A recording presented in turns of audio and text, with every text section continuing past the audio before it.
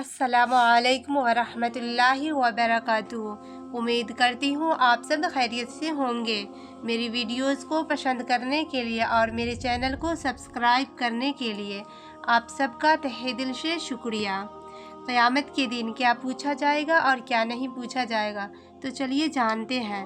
Number 1, क़यामत के दिन ये नहीं पूछा जाएगा कि नबी करीम सल्लल्लाहु अलैहि वसल्लम नूर थे या बशर, बल्कि ये पूछा जाएगा कि तुमने उनकी अताअत की या नहीं।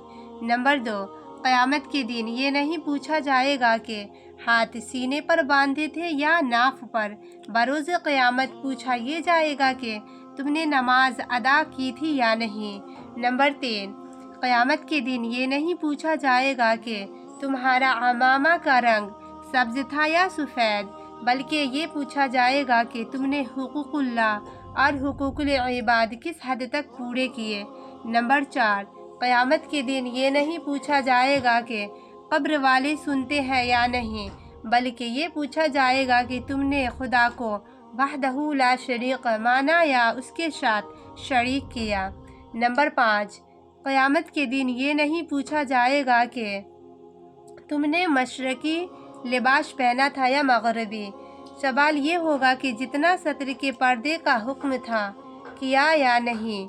नंबर 6, क़यामत के दिन ये नहीं पूछा जाएगा कि तुम्हारा मकान 10 मरले का था या 1 कनाल का, बल्कि ये पूछा जाएगा कि क्या तुम्हारा पड़ोसी भूखा सोता था या पेट भरकर। दोस्तों, क़यामत के दिन इंसान के दोनों कदम उस वक्त तक हिसाब की जगह से नहीं हट सकते जब तक उनसे इन 5 चीज़ों के बारे में सवाल ना कर लिया जाए, और हर एक शख्स को इन सवालों से गुजरना होगा। वो सवाल ये है कि नंबर 1, अपने उम्र को किस काम में खर्च किया। नंबर 2, अपने इल्म पर क्या अमल किया। नंबर 3, माल कहाँ से कमाया। नंबर 4, माल कहाँ खर्च किया। और नंबर 5, अपनी जिस्मानी क़ुव्वत किस काम में लगाई।